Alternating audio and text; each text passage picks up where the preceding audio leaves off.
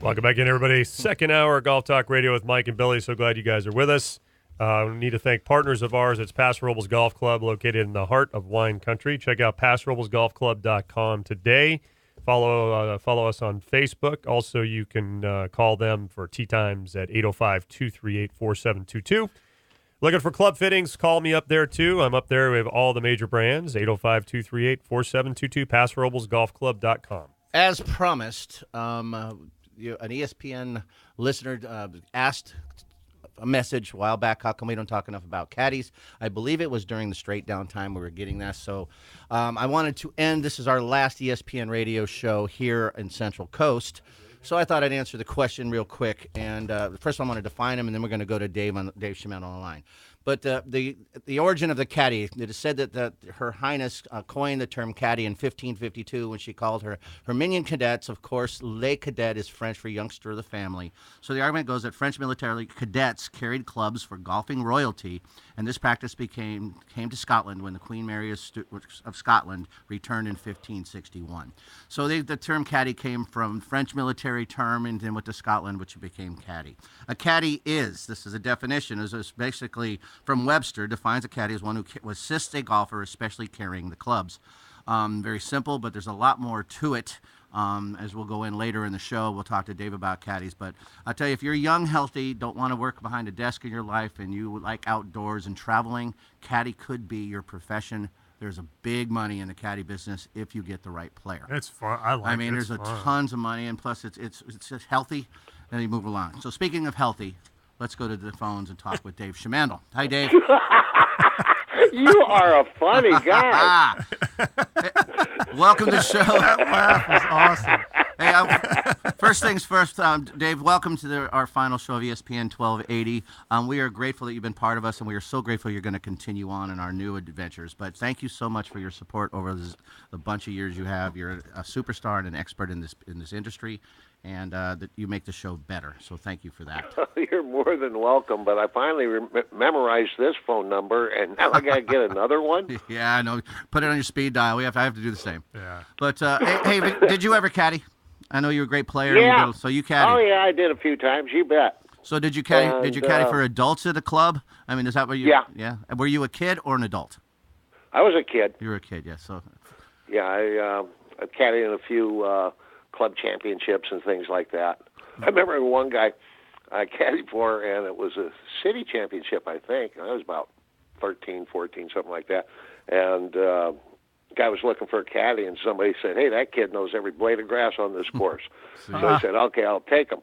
And so we got on the first hole, and I said, "Okay, you got about 175 in from here." He says, "I don't want to know anything. Just carry the clubs." I said, "Okay, this is easy." That's weird. I want this kid because he knows everything, but I don't want to know anything from him. That's just... I'll never forget that because I felt so dang important, and then I felt really impotent. You know, it is tough. I caddied as a kid with my dad a few times, but very few adults. I did caddy for Mike a few times at his PAT and a couple others, but it's tough to, and I'm not saying this about Mike, but it's tough to caddy for someone who you are a better player than.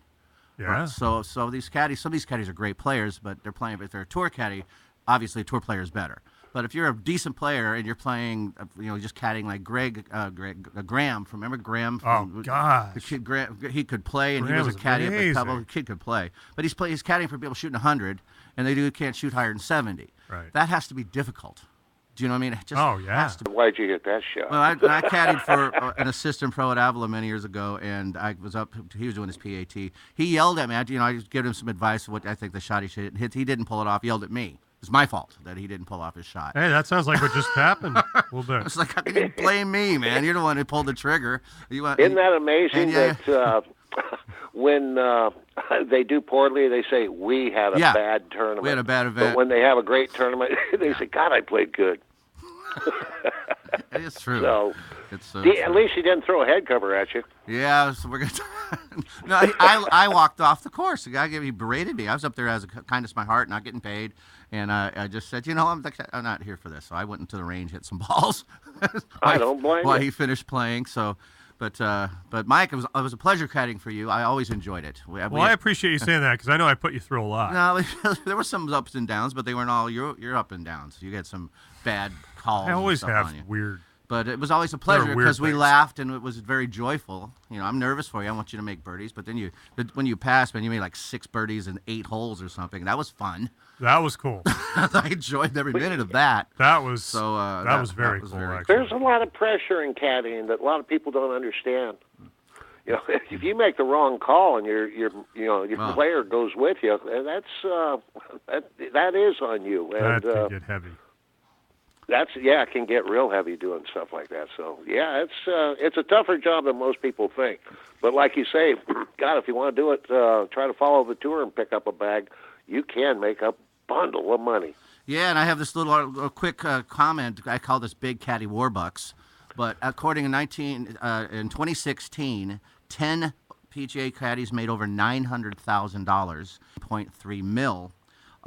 This is better than many tour players who did, obviously didn't keep their cards.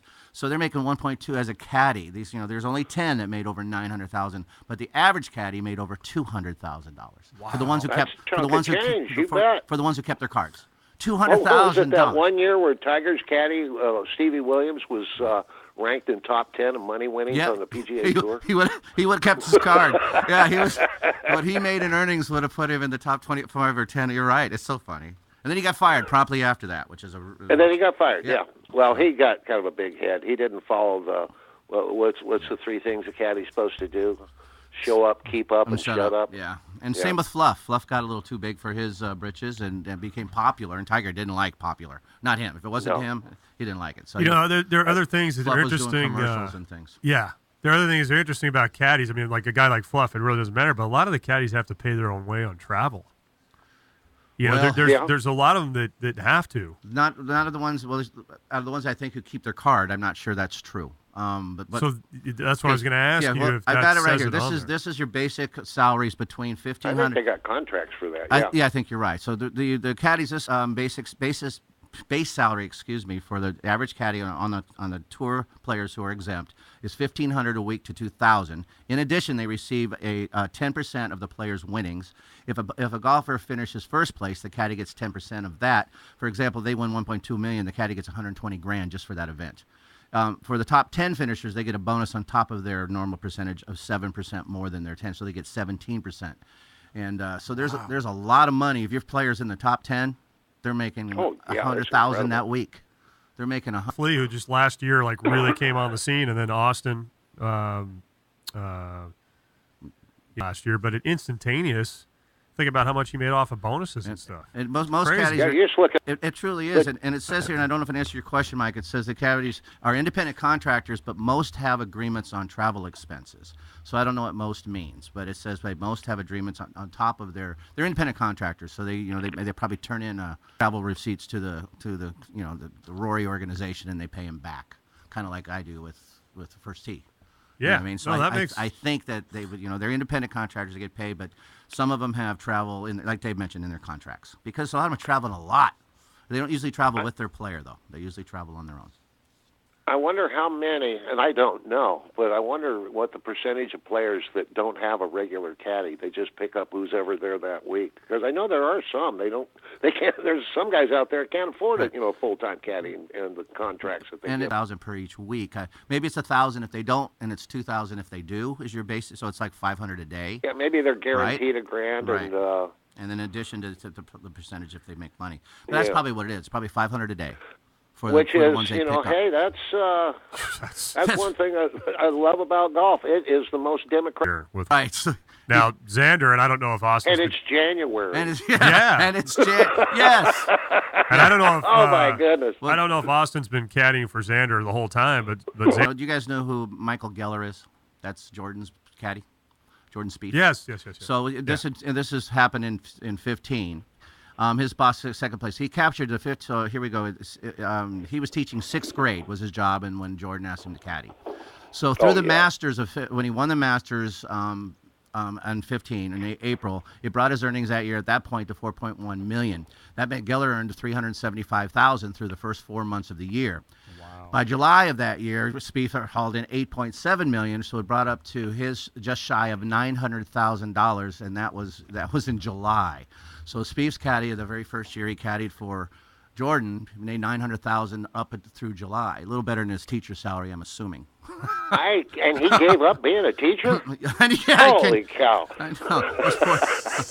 It's hard to believe. But that's oh my these guys are doing. These top guys are doing really well. And the cool thing is some of their buddies. These are people that they know that they're bringing up on their team. You know what I mean? So it's really cool for these guys. So if you get the right guy and you have this could be a great career for someone young who likes to travel, walk a lot. I mean, there's a lot to it, and we'll talk later in the show about what they do. Yeah, it's Dave's not right. just pick up a bag and go. Yeah, there's a lot to their job description. Oh yeah. But it's getting better with technology because the green pin placements and GPS charts and stuff like that are making it a little easier. But they still need to know the conditions, the wind blowing, and all that stuff going on. So. Yeah, and walking the course before the round and where to toss the head before cover. the tournament. We used to do that. Throwing head Remember, covers. we used to wheel it. You'd have to wheel caddies, wheel it off with the yard, walking yardage out. Oh yeah. Wheels. There used to be Single wheel. the single wheel counter. Oh yeah. Oh man, that was a job. And counting off from the 150 bush. Is it really 150? I mean, I remember doing that. You had to that. do your own charts and stuff. Now it's pretty well. I remember we did that. We did that at Avila Beach because the course was older, built in '69, and so things move and change, and it was amazing how many of the 150-yard markers were not 150 out, and not even close. No, it was, and they had the it was like juniper bushes. So these juniper bushes are like really nice and well grown, and they're not in the right place anymore. because because things change. Things change. It's just but the like bush didn't ground change. shifts and the way that seismic action. Well, if you think of like a green and the way that they constantly mow a green, right, and things start moving and shifting, and they're getting smaller because the of way water. they cut a fairway and all this. I mean, and it's just funny. It's mostly tee boxes. Still accurate for me though. Yeah. Because I could barely. Yeah, they're inside of 15 yards. Yeah, exactly. Dave knows what I'm. Dave knows what I'm talking like about. I remember the 200-yard marker, the 200-yard marker at Avila that went through the old railroad trestle, which was through the gap. Yeah. That people like always questioned, thought it was such a stupid design. That's a cool little. I thought it was cool, but little hole. there used to be a train trestle that went over the top of that thing, right? So it's gone. So there's the two mounds you go through, but that 200-yard marker is actually 211 yards out from the green. Because we've been under the trestle, they wouldn't have a place to put it in that little bitty gap. Yeah, so it was just. So they should have a sign that says 210. Yeah. Or something like that. Or you got to move the marker. Because when Dave and I played, maybe there were no such thing as those little markers in the center, the USGA center markers or whatever. Oh, you kidding? Our course, I was trees. a junior member at our course, and I'd go to men's club meetings just because they had free hot dogs. But I'd go too. I remember they used to have wars, literally 50-50 of the club, on just putting in 150-yard trees, whether to do it or not. Wow. Half of them said it's against the spirit of the game. Yeah. And they finally did put them in, and they were all over the place. I remember the one on 12 was about 130. Well, traditionalists didn't want any type of advantage, but the superintendent's like, well, we'll make it look pretty. It's going to be like a little design of the course, so they're trying to strategically throw one out there. I remember those conversations, too, at the board meetings, Dave, because they didn't, some didn't want them. I don't want the yardage. It's not right. They should figure it on their own. That was part of the game, looking at the green and saying, that looks like about an 8-iron. Yes, exactly. I still do that. I still play that way. That's funny. I agree. And the kids these days are going on, I'm getting ready to hit it. I'm planning a certain yardage, and they'll say the yardage out loud. Because it just changes your whole mindset and what swing to make. Yeah. So rather not know personally myself, but that's just old school. I don't play enough. But most of the caddies the professionals have to be really good in psychology to keep their player even keel. Oh, I believe it. Because that is one of the biggest. Do they ever? Oh my God, that's why they're getting fired a lot, man. Because if you can't work with your player and keep them calm, because players are going to be all over the place. Yep. Ups and downs and highs and lows. Do you play the yes man or the whipping boy? Yeah. Or do you have to jump on your caddy's back and say, get your head out from somewhere and. There's all kinds of different ways to attack it. You are absolutely right. Yeah, that's so you'd better be good at that if you're planning on being a caddy for sure. How to handle ups and downs and keep your player going. They were speaking of Steven. And you better not have much of an ego. Yeah, Yeah, that's true. And I guess that's why if you're a better player than the player, that might be hard. You know what I mean? So, but a lot of caddies are great players, really good players, on top ones. Most of them are, I believe. So when Stevie Williams when he was fired, he said Tiger treated me like a slave. This is his words. But don't feel too bad because I made millions. It was in his book. I was treated like a slave and a piece of garbage. But I'm not too upset because I made millions on him. So that's a quote out of his book. But it's just, you're right. Are you a whipping boy? Are you anybody caddies for Tiger at that point is going to make a fortune. Tiger probably knows that, right? And just in percentages, so he can treat anybody the way he wants. Tiger made the cut by one this week, I think, and his caddy's going to make more than I'll probably make this year. Have you ever seen? I know I owe you money. I'll see you later. I'm sorry. Have you ever seen so much? I need it. I don't know if I've ever seen so much excitement over shooting even par. Yeah. Well, the birdie in the last hole. Yeah, it was to interesting, wasn't it? Great. Yeah. I mean, I get because he's. You know who's excited? The tour. Well, yeah. The whole world's and don't get me wrong, I'm excited too, but I mean, it's going to take some time. Viewership, the tour, the networks are pumped because he'll be there, and they're going to show him no matter where he is. Look at the crowd. Exactly, that's what. I didn't watch much of it, but I turned it on when he was coming down 18, and they were like 20, 25 deep. I mean, it was like 1996 all over again. The Masters might not be good this year because of that. That's old school. Right, because it'd be so proud. That's what it was the first year I saw him at Pebble Beach. Yeah. When I saw him, and he actually, that's when he would play at Pebble Beach, and we were on hole 15, and we were at the bleachers down by the green, and we didn't know that Tiger was up and just finished 14. You could tell by the roar of the. You could hear the people walking. The ground started shaking. You could hear there was a stampede, and I saw it. We looked up at the tee. It's like Buffalo in 1842.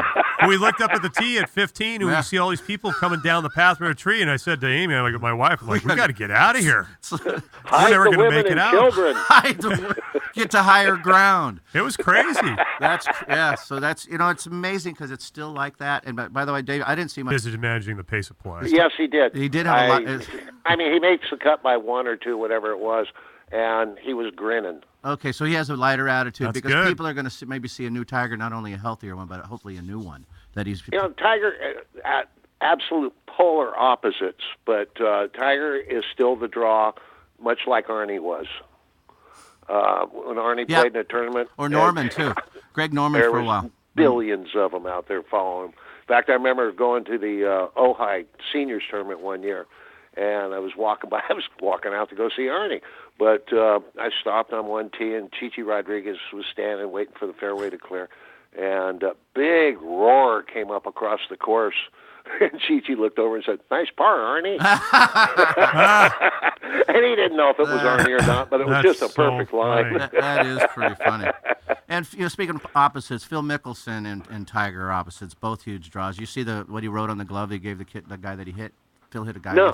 So he's it's common now if you hit someone in the gallery, you're giving him a golf ball or a glove. You give him a glove. Uh-huh. So he didn't know what was written on it, but later he showed it was written "Next time, duck, Phil." Ah, nice. That is classic. Yeah, you Google it, so it comes up. So the guy was so proud he showed it to so they have a picture on the internet. But next time, duck, love Phil or something like that. That is awesome. How cool is that? I love that. Yeah, that's pretty cool. So. That is really, really cool. Tiger would have written, "Get out of my way." Yeah, thanks a lot. Made bogey. Yeah. It would have bounced off the cart path and got me 30 yards. That's not fair. Dave, I'm going to come see you in just a little bit, and I want. Yeah, what time? They're going to meet me at my house at 11. Okay, so 11:30, something like that. I will text you on the way. Looking forward to it. Me too, Dave. Thank you very much. Next week we'll get her fixed up. We're going to talk between now and next week because it's going to be some cool things happening, and I think you might be pleased of the structure. I think you might. Oh, good. So we'll talk soon. Yep, he's Dave Shamandel, your key to better golf, clubs, repairs, adjusting loft and lies, flight scope, golf lessons, you name it. 805-598-9993. That's 805. Real quick plug. It's still got a few sets of the swing science I talked about earlier. Great sets for juniors, women, seniors, with anybody with slower swing speeds. Billy. God, these are just awesome, and the price is right. So anybody interested, I can help them out. 805-598-9993. Thanks, David. Hey, guys, have a great week. You too, buddy. Peace with you, bud. Okay. Thank you. See ya. Bye-bye. Bye-bye. All right, and with that, Golf Talk Radio with Mike and Billy will take our break here. We come back. We've got more Caddy Talk. Phone number here if you want to call, 805-595-3776. And love to have you guys call. If you're just tuning in, this will be our last show today with ESPN 1280. We'll be moving over to KVEC 920 a.m. We're also going to still be on in Bakersfield at 12:30 a.m. We'll have all the information on our website at golftalkradio.com. Don't forget to check out our new podcast partner, healthiq.com. Use the code GolfTalk to find out what kind of program they can put together for you for life insurance and more. Also, thank you to McPhee's Grill of Templeton, hometown cooking through and through, Templeton, California. We'll give away $25 gift cards just about every weekend here on the show to McPhee's Grill. Check out McPhee'sGrill.com, 805-434-3204. We'll be right back. Golf Talk Radio with Mike and Billy right here on the Golf Talk Radio Network.